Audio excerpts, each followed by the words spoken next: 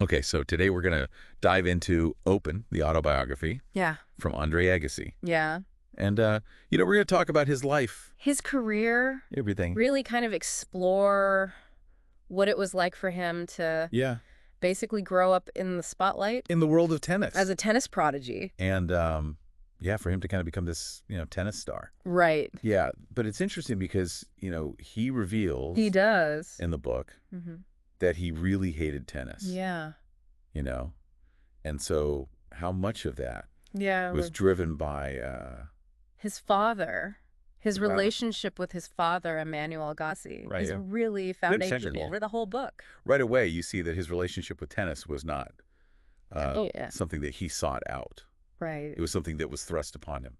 Yeah. It was his father's dream. Yeah. Not his. Not his dream. And And I think that's Yeah. something that a lot of people can relate to. oh yeah, for sure. Having parents that have dreams for you That maybe aren't. that don't align with Yeah. your own. And yeah, it's interesting because his father, Right. Emmanuel, Emmanuel. Yeah.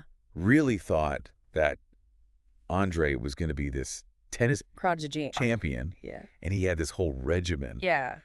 It's almost like The crazy. it's insane to think about. He built a tennis court In the backyard. in their backyard, and Oh. they lived in Las Vegas in this kind of rundown Yeah. area of Las Vegas. Yeah.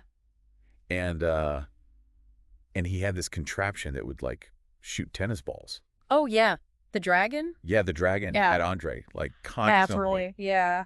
Yeah, so he was just Like a tennis machine. just hitting tennis balls all day long. all day long from when he was From the time he could hold a racket, yeah, it was it was incredible.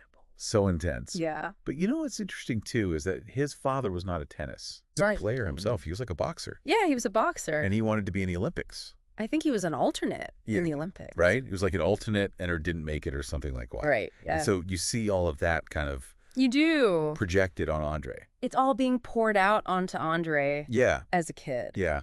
And I think one quote that really stood out Yeah. is that, Agassi says. Agassi says, my father Yeah. says we're going to win Wimbledon. Mm-hmm. Like It's a foregone conclusion. we're going to do this. Like a plan Yeah. that he's made. Yeah, it's not like if. Right. When we're going to win Yeah. Wimbledon. And so You see that pressure? so much pressure. So much pressure. Yeah, but it's interesting too because Agassi talks about Right. he actually wanted to play soccer. He did. Yeah. And he really loved soccer because it was a team sport. Yeah, and he felt like And he wasn't alone out there by himself. yeah, and he felt like he could just kind of Have some fun. have fun and just yeah. Be a kid. be a kid, but he But that wasn't in the cards. he wasn't allowed to do that. No. Tennis was the path.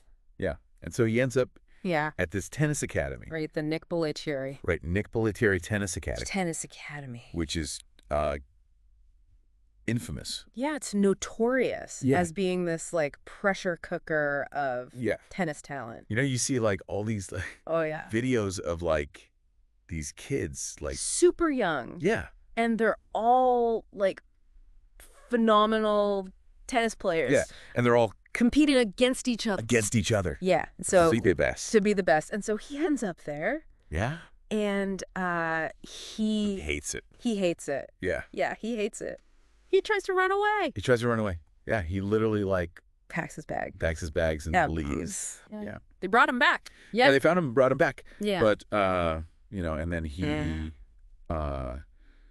gets sent to this Another academy, Bradenton Academy. Bradenton Academy. Yeah, and he's Which he also hates.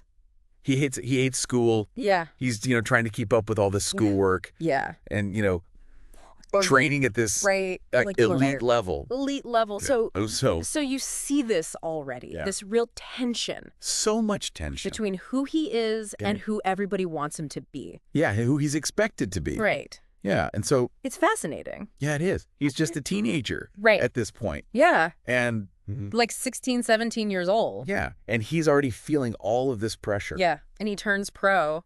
Turns pro, and things get really complicated Yeah. from there. Yeah. So he's this teenage tennis prodigy, and he hates it. And then he turns pro. And, Right. and it's almost like his personal life becomes just as complicated as his Right. professional life. Yeah, his relationships His relationships are intense. are really complex. Especially like, yeah, you think of Barbara Streisand and Brooke Shields. like these high-profile Yeah. relationships. Like he's drawn to these like really strong women. strong, successful women. Successful women, but it's almost like Yeah. he's also kind of intimidated by them. Yeah, maybe. Like they're looking for validation Yeah. or something. Yeah. Outside of tennis. It's interesting because Right. he talks about Streisand Yeah. and he's just like completely overwhelmed Yeah. by her fame. By her personality. Yeah. Like larger than life. Yeah, and then with Brooke Shields, it's like Right? they're living in these like parallel universes. Yeah. She's like this Hollywood star, and he's this tennis star who doesn't even like tennis. Right. He's still struggling with this like Yeah. internal conflict. Yeah, and then you got the whole hairpiece thing. Oh, right. The hairpiece. Like how, Yeah. I mean, that's such a... Talk about a metaphor for hiding who you really are. Right. Like literally wearing a mask Yeah. to cover up He's terrified that people are going to find out. that he's going bald. Yeah, and so he's wearing this hairpiece for years. For years. And it's just And such such a weight. weight on him. Yeah. You know? And you can imagine Like every time he goes out, yeah. Every time he goes out, he's worried about it. he's worried about it falling off. Right. He's worried about people Yeah. finding out. It's got to be so stressful. Yeah. And I think it just speaks to like Right. the pressure that he was feeling Yeah. to maintain this image. Likes to be this perfect tennis star essentially. with the perfect... And it's interesting because like he wasn't really right. that He person. wasn't who everybody thought he was. Right. And so eventually he just shaves it all off. He does. He Yeah. just says, I'm done with this. I'm done with this. I'm done with the charade. Right. And it's almost like this Like a declaration of declaration of like freedom. for freedom. Yeah. Like, this is me. Take it or leave Take it. it or leave it. And I think Yeah. a lot of people really Oh, yeah. connected to that. It was a big moment. It was a huge moment. Yeah. And it's around this time that he starts working with Brad Gilbert. Brad Gilbert. Yeah. And Brad Gilbert is this Right. He's this coach then. coach. Yeah. And he's got this whole like philosophy called Braditude. Gratitude, right? And Braditude is all about It's about consistency, consistency, strategy, mental toughness. mental toughness. Yeah. And so it's like the complete It's like the opposite of how Agassi had been playing. how Agassi had been playing up to this Not point, to that point. which was like very Right. It was very emotional and and instinctive. very much like in the moment. Yeah, just like going with Like letting his feelings his gut. guide him. Yeah. Yeah. And so Gilbert comes in and he's like, "No, we're gonna change all of this." We're going to change everything. And so And it's really fascinating. it's interesting because you have these two right. These two very different very different personalities. Yeah. Agassi's like this fiery artist. Right. And Gilbert's like this pragmatic tactician. Yeah. And somehow they make it work. They do. Yeah. And Agassi starts He starts winning again. winning again. Yeah. And he Climbs back up climbs back up the rankings. the rankings. But it's interesting because Yeah. he talks about how it was different this time. It was different. Yeah. He wasn't playing for his father. Right. He wasn't playing for On the fans. the media. Yeah. He was playing for himself. He was playing for himself. Yeah. And so And I think that's when Yeah. you see him really like this start to enjoy I tennis enjoy it. Yeah. more. Yeah. Yeah. But even with all this newfound success, like Yeah. there's still stuff going on Right. in his life. He has the whole like crystal meth mission. Drug use. Yeah. And then his marriage to Brooke Shields falls apart. Right. So it's like he's still searching He's still searching for something. for something. Yeah. Yeah. And then Steffi Graf Steffi Graf enters the picture. enters the picture. Right. And it's interesting because Yeah, because they're both they both understand like tennis royalty. tennis. Yeah. They both understand that world, Yeah. That world of like pressure. pressure and like Right. public scrutiny. Yeah. Yeah, and they both kind of achieve this greatness. At a very young age. Yeah, at a young age, and so they connect in a way that Yeah. That other people just couldn't. Okay. Couldn't. And he seems to really really find a sense of find a sense of peace with her. peace and belonging with her. Yeah, and it's interesting because Yeah. when he talks about Steffi, Yeah. you see this like Vulnerability. respectful. Yeah, that you don't really see. you don't see with his other with other relationships. relationships, Yeah. and yeah. like he really admires her. Yeah. Yeah, And it's almost like she provides him with this like a safe space. yeah, this like safe haven. Right. Yeah, and it's really sweet. It is. It is. And then they have kids. They have kids. Yeah. And he becomes a father. He becomes a dad. And this kind of leads him to this like Right. really unexpected chapter. Unexpected, yeah. He decides to build a charter school. A charter school. Yeah, in Las Vegas. In Las Vegas. Yeah. For underprivileged kids. For underprivileged kids. And it's like, right. This is the kid who hated school. Hated school, yeah. Who felt trapped by his father's ambitions. And now he's like. Yeah, and now he's like. Creating these opportunities. Creating opportunities for these kids who don't have. The advantages that he had. And it's just. Yeah, it's kind of amazing. Full circle moment. Yeah, full circle, yeah. And it's inspiring, too, because it's not like. Right. It's not just like. He's just writing a check. Yeah, he's like. He's very involved. Deeply involved. Involved in the school. Yeah. He's like.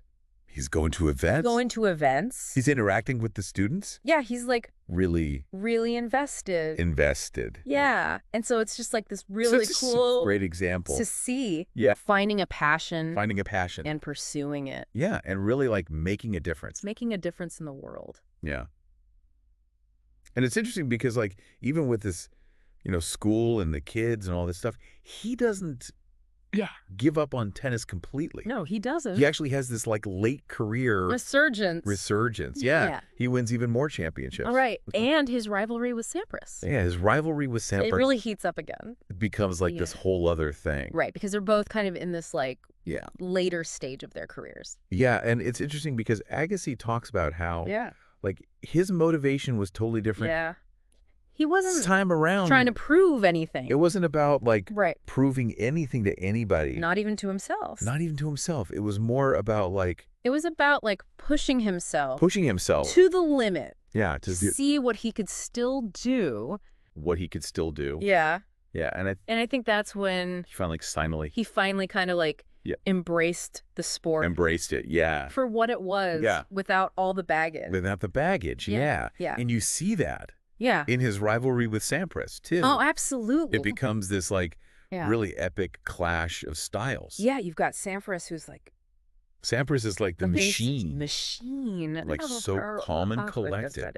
And then you've got Agassi, who's like... Like this emotional, like...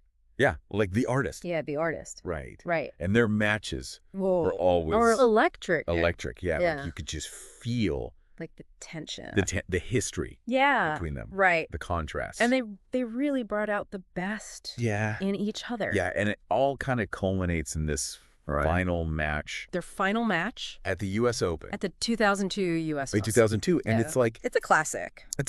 Yeah. They're both like... Just giving it everything, yeah. Yeah. And when Agassi wins... Right. It's like... It's almost bittersweet. Yeah. Yeah. Because it's like... the end. It's the end of an era. Yeah. But it's also like this... But also a celebration of... Yeah, the celebration of... Of the rivalry. The rivalry, yeah. Yeah. And so Agassi retires. But he doesn't just like disappear. No. He becomes this... Successful businessman, philanthropist. Devoted husband. And father. Yeah. Yeah, it's like... He took that same intensity. He took all that... And he had on the court. Yeah, all that intensity. And applied it. And applied it to, like, everything. To everything else in his life. Yeah. And it's inspiring. It is inspiring. Because... Yeah, because he shows you that it's never too late to, like, find your passion. And, like... And make a difference. Yeah. And so I think when we look back on his whole journey, at Agassi's whole journey, it's pretty incredible. It is. You know, from this kid... Has hated tennis. Yeah, who was, like, forced to play. Yeah, to this, like, you know, incredible tennis star. Right. Who finds meaning and purpose. Off the court. Yeah. And, you know, I think his story... It's just a reminder that we all have, like... Potential. The potential to, like... To change. To grow. Yeah. And that it's never too late.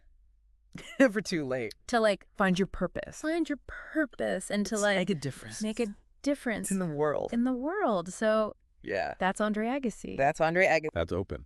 Thanks for joining us. Yeah. Thanks for diving in with us.